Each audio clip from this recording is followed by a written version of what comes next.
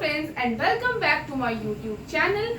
आज हम बात करेंगे अबाउट 4 ऐसे इंपॉर्टेंट फॉर्मूलाज जिससे अगर आप एंजाइम काइनेटिक्स के क्वेश्चन अटेम्प्ट करते हो तो आपको काफी हेल्प मिल सकती है। So the first one is Michaelis-maintain equation which states that V naught is equal to V max into S upon Km plus S। V max क्या होती है? Maximum velocity.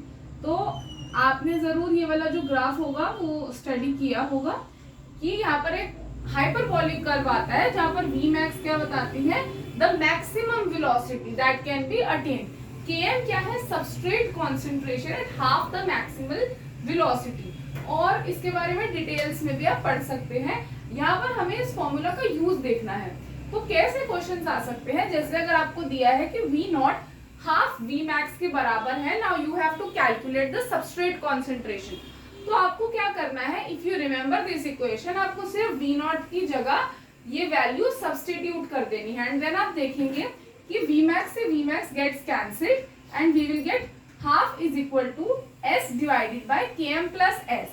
Now by cross multiplication we can get our answer that S is equal to Km. यही तो Km की definition भी थी, that Km is the substrate concentration at half the maximal velocity. तो इस तरीके से अगर आपको कोई एक वैल्यू दी है तो आप बाकी वैल्यूज को फाइंड कर सकते हैं by Michaelis-Menten equation. Second thing is calculating the turnover number.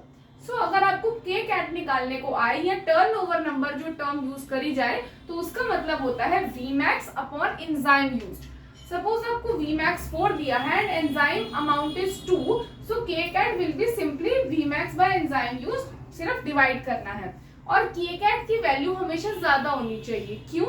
तो यहाँ पर आप थर्ड पॉइंट में देख सकते हो, अगर आपको पूछ रहा है कि कौन सा एंजाइम बेस्ट है या कुछ आपको ऑप्शंस दे रखे हैं और आपसे पूछा है इसमें सबसे ज्यादा एफिशिएंसी या सबसे ज्यादा कैटालिटिक एक्टिविटी किसकी होगी, तो आपको के कैट बाय के एम का रेशो निकालना होता है। जिसका भी के कैट ज्यादा और के एम कम होगा ना, वही बेस्ट एंजाइम होगा। बट आपको अलग अलग से नहीं देखना है, आपको इसकी रेशो निकालनी है। ओवरऑल जिसकी रेशो मैक्सिमम होगी वही आपका एक बेटर एंजाइम होगा। तो सबसे पहले जैसे यहाँ पे सबस्ट्रेट दिए हैं 3, उनकी के कैट और के एम वैल्यूज दी है। फर्स्टली हम इन तीनों की के कैट बाय के एम रेशियो जो है वो कैलकुलेट कर लेंगे। फिर हम देखेंगे सबसे हाईएस्ट वैल्यू जिसकी होगी that will be the best efficiency enzyme. Fourth important formula is for के एम कि हम के एम कैसे निकालते हैं। सबसे पहले के एम क्या है? ये एक एफिनिटी का मेजर है। जिस भी एंजाइम का के एम कम होता है उसकी एफिनिटी उतनी ही ज्यादा होती है अपने सबस्ट्रेट के लिए। तो Km का फॉर्मूला है K-1 plus K2 divided by Km। अब ये सब क्या है? तो सबसे पहले आपने ये इक्वेशन जरूर देखी होगी कि जब भी एक एंजाइम सबस्ट्रेट के साथ बाइंड करता है via the non-covalent interactions, there is a formation of the ES complex which will break down to give enzyme and product. तो क्या होता है? ये जो ES complex है ये या तो रिवर्सिबल होकर वापस इस स्टेज में जा सकता है या फिर प्रोडक्ट बना सकता है। So there are 2 possibilities. इसीलिए Km का जो फॉर्मूला है वो क्या है? K-1 plus K2 upon K1। तो इस तरीके से आप Km निकाल सकते हो। और किसी भी एंजाइम का Km जब कम होता है तो उसकी एफिनिटी अपने सबस्ट्रेट के लिए बहुत ज्यादा होती है। अगर हम इसके एग्जांपल की बात करें तो जैसे अगर हेक्सोकाइनेज और ग्लूकोकाइनेज है, ग्लाइकोलिसिस में हेक्सोकाइनेज यूज होता है ज्यादातर। तो ऐसा क्यों? क्योंकि हेक्सोकाइनेज का जो Km है वो बहुत कम है तो उसकी एफिनिटी बहुत ज्यादा है सबस्ट्रेट के लिए। अब एक क्वेश्चन जो है वो आपके लिए होमवर्क है।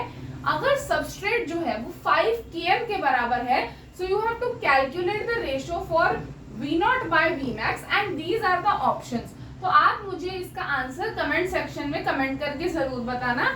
आई hope you do like this video. Please do subscribe to our channel for more such videos. Thank you very much.